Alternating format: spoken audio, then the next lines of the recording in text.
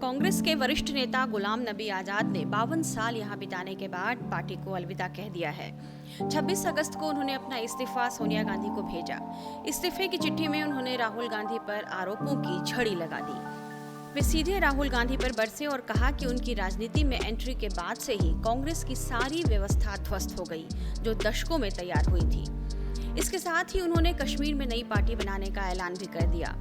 जम्मू कश्मीर में विधानसभा चुनाव होने हैं, ऐसे में आजाद का यह ऐलान किस तरह जम्मू कश्मीर में कांग्रेस के लिए परेशानी का सबब बन सकता है, इस वीडियो में हम इसी बात का विश्लेषण करते हैं। बताया जा रहा है कि गुलाम नबी आजाद के नई पार्टी बनाने से जम्मू कश्मीर में होने वाले विधानसभा चुनाव में यहाँ बड़े समीकरण बदल सकते हैं। आजाद के कांग्रेस से एग्जिट होते ही कुछ और नेताओं ने भी कांग्रेस का साथ छोड़ दिया।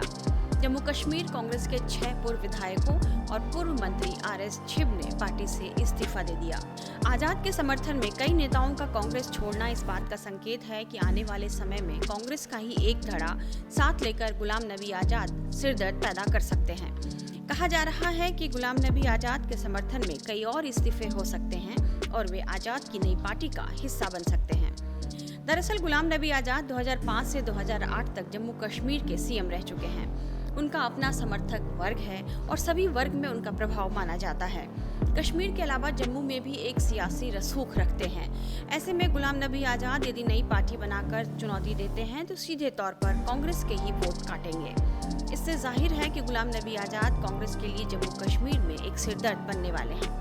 राजनीति के जानकारों की माने तो कांग्रेस का जो थोड़ा प्रभाव जम्मू कश्मीर में बचा था, वह भी गुलाम नबी आजाद के साथ चला जाएगा। इसके अलावा आजाद प्रत्यक्ष तौर पर बीजेपी को भी लाभ पहुंचा सकते हैं। आजाद की नई पार्टी बनाने से मुस्लिम वोट बैंक वाली पार्टी जैसे नेशनल कॉन्फ्रेंस और PDP जैसी पार्टियों का भी वोट बैंक खिसक सकता है। इन पार्टियों को आजाद की पार्टी से चुनौती मिल सकती है, जिसका पूरे प्रदेश में बीजेपी को फायदा मिलने की उम्मीद है। मुस्लिम वोट बैंक में सेंधमारी का सीधा फायदा बीजेपी को मिल सकता है, क्योंकि जितना मुस्लिम वोट कटेगा उतनी ही बीजेपी की स्थिति मजबूत होगी। कहा जा रहा है कि चुनाव के बाद गुलाम नबी आजाद अपनी पार्टी के साथ बीजेपी को समर्थन दे सकते हैं। दूसरी तरफ ये भी कहा जा रहा है कि राज्य में बीजेपी के खिलाफ बना गुपकार गठबंधन भी टूटने की कगार पर पहुंच गया है, जिसके बाद जम्मू कश्मीर में मुकाबला चौतरफा हो सकता है और गुलाम नबी की आजाद की पार्टी इसमें एक बड़ी दावेदार बन सकती है। टाइम्स नाउ नवभारत डिजिटल की रिपोर्ट।